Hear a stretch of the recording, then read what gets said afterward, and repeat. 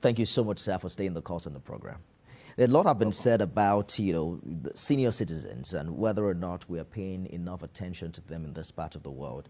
In, some other climes, the moment you get to an age, they just send you to elderly homes. And, culturally here, we perhaps do not buy that idea, but you also would have to ask the question whether government is paying enough attention to these people, especially those of them now who have even used the best of their lives to serve and to work with government, and they're not getting, their pay and all of those. What are we doing? What is the priority for this government or for your legislature in this regard?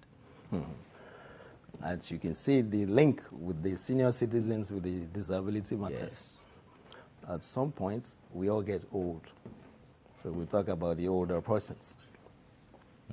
And I know where you're coming from as someone that lived in the U.S. for some time. But they didn't start from where you are now. They also went through what we are going through, where there was no interest in older persons. At some point, when you're talking about poverty, when you're talking about people that are excluded from mainstream society, you are going to look into those niche areas. Let's hold that thought, Honorable. Let's quickly take this call from Houston, Texas. Wale has called in. Good morning. Hello, Wale. Are you there? Yes, good morning, sir. Happy New Year. Yes, I'm here. Can you hear me? Morning. Same to you, sir. Please, I quickly want to touch on the student loan. All right. I've seen and I've heard a lot of people criticizing the student loan. But one thing the Nigerians need to understand, you see, the student loan is a great relief for parents. It's a great relief, and that is one of the projects. That will bring down poverty alleviation in Nigeria, because the parents don't have to be under pressure paying the student loan, which is what has been heard a lot in America, in all developing countries. So I don't see reason why a lot of Nigerians criticizing such a good move by the president. That's just my contribution this morning, Mr. Nifemi. Thank you. Thank you so much for your contribution. I'm glad to hear from you this morning. We'll talk about student loan, perhaps before we leave here. But you were saying, right. America also had this season. Before, yes. But they have been able to figure that out, because at the point they were now looking for the excluded folks in society. So now they talk about persons with disability and senior citizens. Part of our own issue is that, once again, culture. What we're used to is that you get old, your family surrounds you, you start living in your son's house, and they take care of you until you go to your grave. But what we have failed to realize, and the Senior Citizen Center has actually is proving that.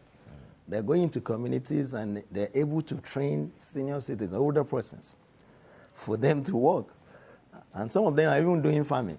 So it doesn't mean that when you retire, when you become quote unquote an older person, that life is finished. It's actually not true. So there are folks that are actually retired professional people, accountants, lawyers, doctors. They're not doing anything right now. They just stay home and then talking to grandchildren. So, but what the bill has done, the bill actually established the Senior Citizen Center. And it's supposed to take care of, policy-wise, of older persons in Nigeria. Funded by the government? Yes, but unfortunately, like you said, they have very little or no funding. So those are the areas to look at. George has called in from Ikeja. Good morning, Mr. George. Good morning, Mr. Annie, and good morning to our guests today. I would like to pose one or two questions to the guests. The Parliament is meant to encourage MDAs to be prudent in their spending and to ensure that what is contained in the budget is done. The guest himself has spoken that there is hardly a budget that performs beyond 40%. Where is the place of the supervision that the Parliament does in this? What I see, in many cases, including this year, the executive will present a budget rather than scrutinize it and probably peg it. We see the lawmakers jacking it up. I thought it was going to stop with the 9th Assembly, but it has happened again in this 10th Assembly. Is it the responsibility of the lawmakers to jack up a budget or the executive that presented the budget? The executive has an opportunity to send a supplementary budget if the first one proves to be inadequate. But what we see is the legislature does this on their own. I want the lawmaker to please tell us why they do this. And in that stance, how can they supervise the executive to get the desired result under that circumstance? All right. Thank you. Thank you. Somebody is calling you and your colleagues out. Perhaps you want to answer that question. Oh, sure. I think I get where he's coming from and his perspective. The way I would look at it that, one, it's part of actually the role of the legislature. The legislature is not the executive. It actually has the power of the purse, power of the wallet. The executive cannot spend any naira until it's signed by the legislature. But to specifically answer his question, earlier we were talking about persons with disability, and we were talking about the Senior Citizen Center, how little their budget is. So what happens during the budget process is that some of these MDAs might have issues when the executive is compiling the budget. Some are even typographically left out. So they have a secondary opportunity to write letters for interventions for things like that. And then it's not just done arbitrarily like that. The policies are considered, the projects are considered. Those are the areas that you have addition to the budget. And usually I think they are worthwhile if you are a participant in that process. I would even wish the budget for the disability now that is even far increased during that process. He's also talking about, the monitoring and implementation and the oversight function the National Assembly has to play. I am thinking that perhaps the reason why we haven't seen lawmakers, at their optimum in this regard is that it probably would pitch them against the executive, because if the president is saying there has to be a monthly evaluation of budget implementation and performance, it means that you have to call out the executive. Do you think this 10th Assembly is willing to do that, to, engage the executive in that light? Oh, sure. I mean, we've had situations in the past. I think during Mr. Buhari, the budget was funded by 100%. So it's actually possible for budget to be funded by 100%. That has happened. That happened during President Buhari almost for 4 years. And there was oversight. The thing is that the things that are not quote and unquote sexy, you don't see it in the media. But as a participant, I know there are oversights. When you go to oversights, we've been to some states when I was in the Basic Education Committee, and we discovered that folks actually collected funds and they did not build the schools. So that was discovered. We'll talk about that shortly. Timothy has called in from Abuja. Good morning, Timothy. Yes. Morning. Please go ahead with your contribution. Okay. Thank you. Good morning. I just want to appreciate the chairman, House Committee on Disabilities. This is Timothy, the National President of the Association of Sign Language Interpreters. And we want to sincerely appreciate the 10th Assembly for what they have done so far. They just started, and I want to confirm what the chairman of the House Committee has said, that as an association we have been involved, and we have submitted names of sign language interpreters that will start providing services at the National Assembly through the support of the National Commission for Persons with Disabilities. One other issue is that we want to continue to request for the support of the 10th Assembly through the House Committee on Disabilities to ensure that persons with disabilities, especially the deaf people, have access to information. Especially this conversation is going on, but there are no sign language interpreters to also even relay the information on what is happening between you and the chair, for them to benefit and also contribute to the development, of our country. So we look forward to more support of the committee on the House of Assembly, and also we want to request that media should also take a cue and provide sign language interpreters during your broadcast. Thank you so much. I like that. At least the one you ended with. So that we should have a Zang language interpreter while this conversation is on. Interesting. But well, the good news is that someone is confirming, just what we've talked about. Hopefully, we're going to see that implementation in January, like you've said. But you mentioned that, okay, funding released for building a school, and then you went there and found out that it wasn't built. So what do you do, or what did you do? We do what is within our purview, which is you write a report, and then it's submitted to the governor. And from what I gathered, after that they made adjustments, because sometimes it might be internal issue that the governor himself is not aware of. So, and I think in that particular case, the situation was adjusted, and that situation was resolved. I just give that as an example for sometimes our people, because we are not really aware of what's going on in the National Assembly. Right. I think that is just rubber stamp and nobody provides any oversight. That is actually not correct. Ibrahim has called in from Kaduna. Good morning, Ibrahim.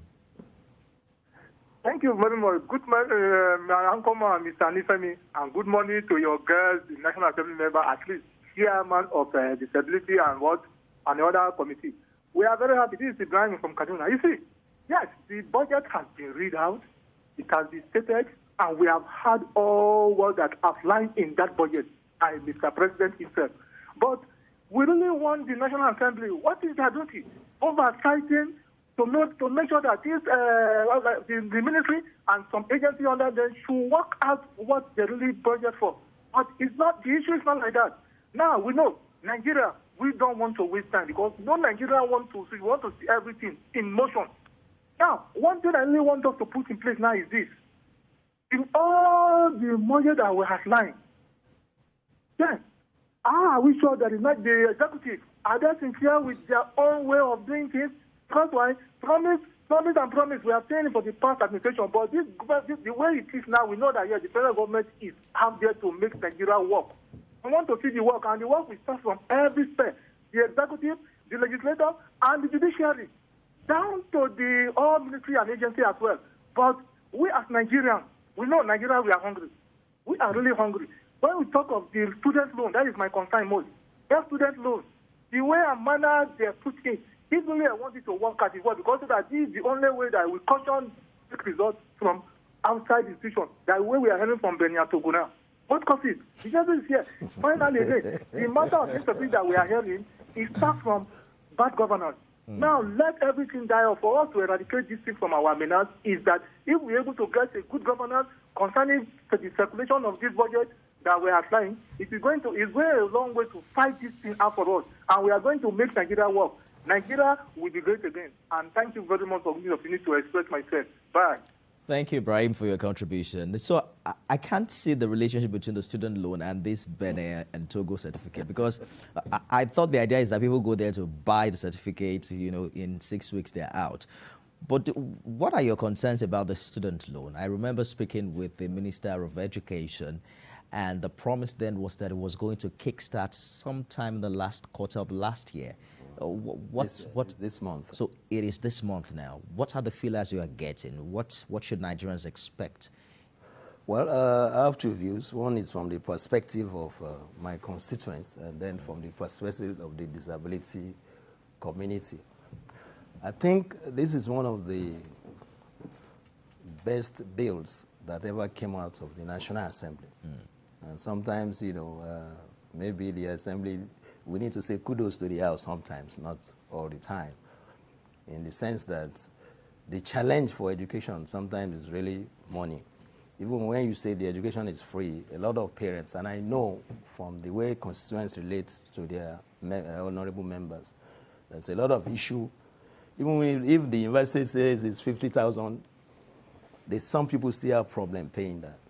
What the loan is that guarantee that once, like you've seen in the US, once you have an admission, you're going to go to school. There's no admission that's going to be deferred because you get funding for that.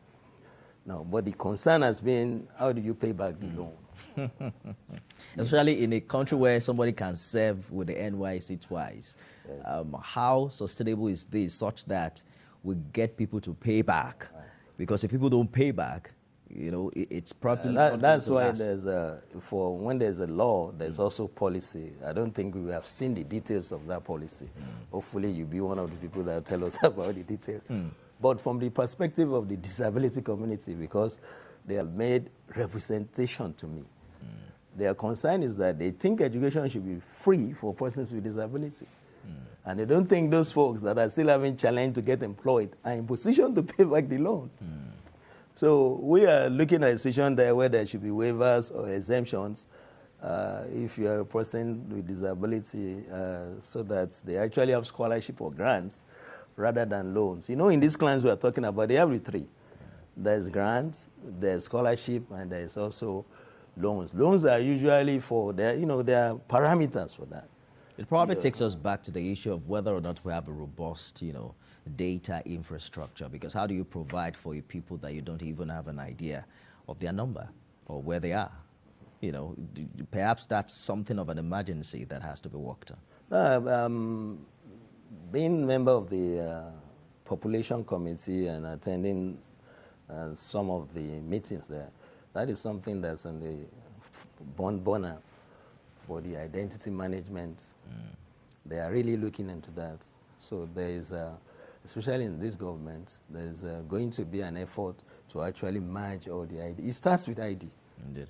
So, because when you're also doing ID, we have a lot of that. We have the NIN, we have the BVN. We're just wondering how come. So if that is integrated, you can also see the columns, whether this person is an elderly, this is a woman, this is a person with disability. Please hold that thought. Yeah. Victor has called in from Ikeja. Good morning, Victor. Yeah.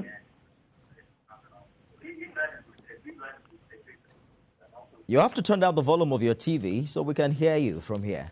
Go ahead with your contribution. I'll do that now. I'll do that immediately. Good morning. Hello?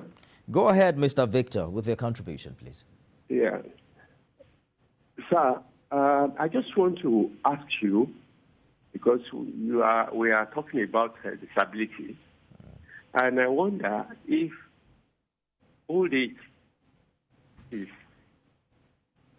regarded as one of the disabilities, because in some other climes, you find out that some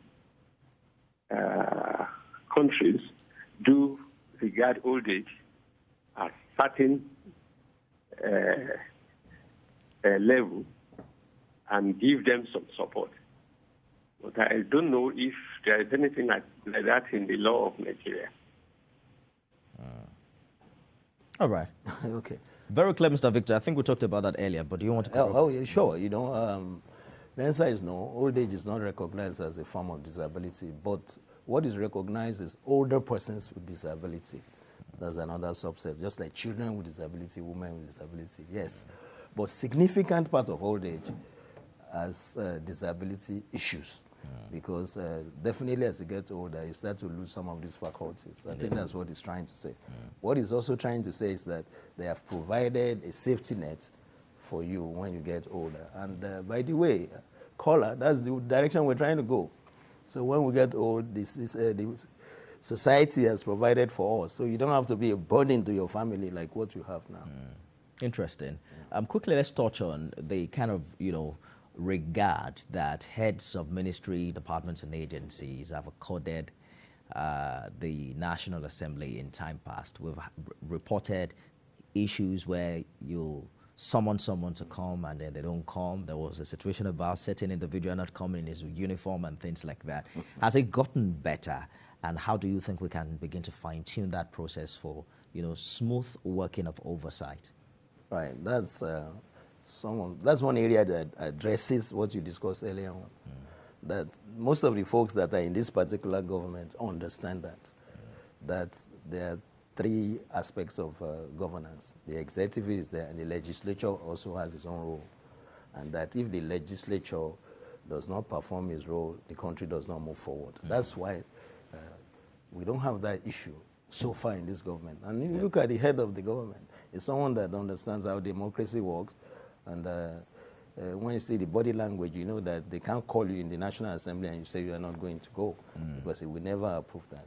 Indeed. That's why I think the situation is different. The social intervention program of this administration has been, in the forefront for a while. The minister, Dr. Edu, has been talking about the intention of government to lift 50 million Nigerians out of poverty after the initial 130 million target. And then we're also hearing about the monies given out to these people. My question really is, can we lift people out of poverty by giving them cash? Or providing what we've now called palliatives. Late last year, the federal government talked about 50% slash in transportation and free train ride for people going on vacation. One of the ministers returned to say over 160,000 Nigerians benefited. Look at that figure compared to 200 million, if not more. Do you think that we are hitting this hail on the head? Are we approaching social intervention program the way it should be approached, in such a way that people will be lifted out of poverty? Yeah, but excellent question. I think social development is at the crux of this government. And then in the 10th Assembly too is very high on our list. You cannot really have the other development everybody talks about without the social development. And thank God, the president as the Minister of Humanitarian Affairs, I would describe her as a round peg in a round hole. For that matter, everybody knows that she's a medical doctor. When you are a doctor, you sign the Hippocratic oath of taking care of people. And then you put this person in charge of that. I think it's a different time. And I've been with her a couple of events and a couple of meetings, and I see the commitment. And she's always talking about the way the president rates this part of what you're talking about in the issue of poverty. Yeah, it's very, very possible. Now, the way to look at it is that there are short-term goals, there are medium-term goals, and there are long-term goals. Hold that thought, please. Dele has called in from Ikeja. Mr. Dele, are you still there? Yeah, I'm here. Good morning. Good morning. You have 1 minute. Please go ahead with a contribution. Yeah, I'll be very brief. Good morning, Mr. Commentator, or your guest over there.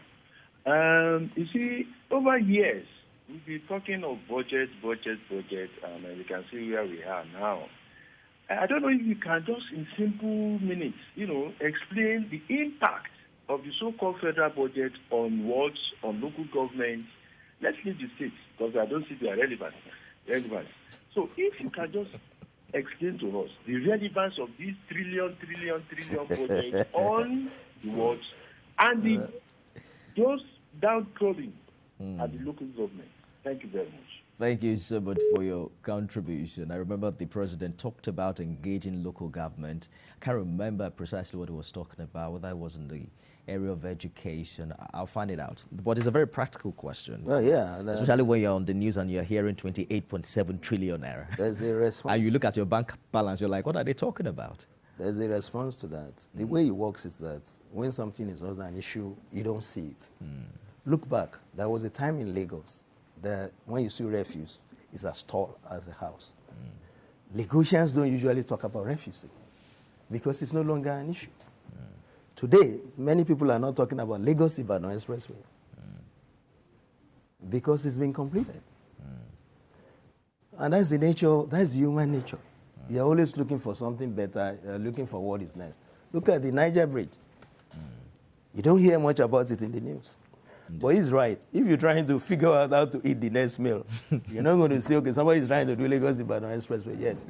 But it's the duty of the executive and the legislature to make sure that Nigerians feel the impact of the budget, that democracy is making a difference, that people are not looking for alternative sources of government. Yeah, so that's the area, that's what we have to do more, to make sure that folks like the caller understand what is your money doing for them.